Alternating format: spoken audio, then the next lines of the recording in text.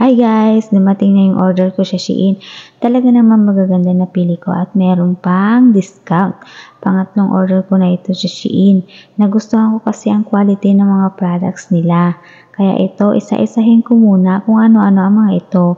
Bali naka 18,500 KD din ako sa mga order ko na ito. Unahin ko na itong headband. Nasinuot ko na nga kasi na-excite lang.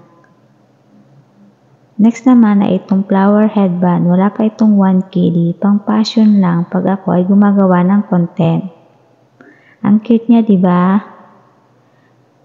Sunod naman na itong panlagay ko sa ulo. Para naman may bago, luma na kasi yung dati ko. Matagal na din akong hindi nabibilhan. Kaya ako na lang ang bibili para sa sarili ko. Ayan.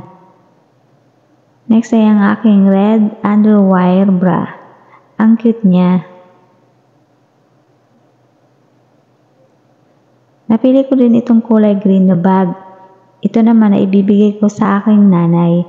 Sana magustuhan niya, pasalubong ko. O kaya isasabay ko na lang ito sa mga package ko. Simple lang naman ang aking nanay at ayaw niya ng mga bongga. Para may magagamit siya sa pamamalengke niya.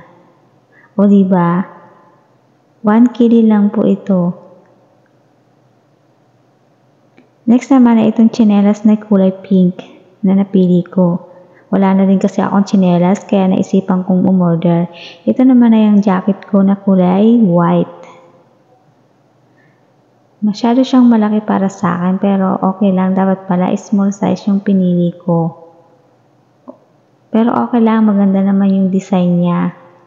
Kaya white yung pinili ko kasi para kahit matalsikan ng Clorox okay lang. Next naman ay itong red crop top ko. 1 KD lang ito. Tamang-tama sa aking leggings na black. Ayan. Nagpit naman yung leggings sa akin. Bale XS yan kasi maliit lang naman ako. Sumunod naman ay itong aking square pants. Nabagay din sa crop top ko. Fit lang din sa akin ng XS kasi nga 4'11 ang height ko. Pag small kasi masyado ng malaki. Maganda at pulido ang tahi. Siguro ito na lang susuotin ko pag uwi ko ng Pinas. Bibilhan ko na lang ng babagay na pantaas. Mas gusto ko kasi yung hindi fitted. Siyempre bago matapos ang vlog na ito, irampa ko muna siya. Maraming salamat Shein!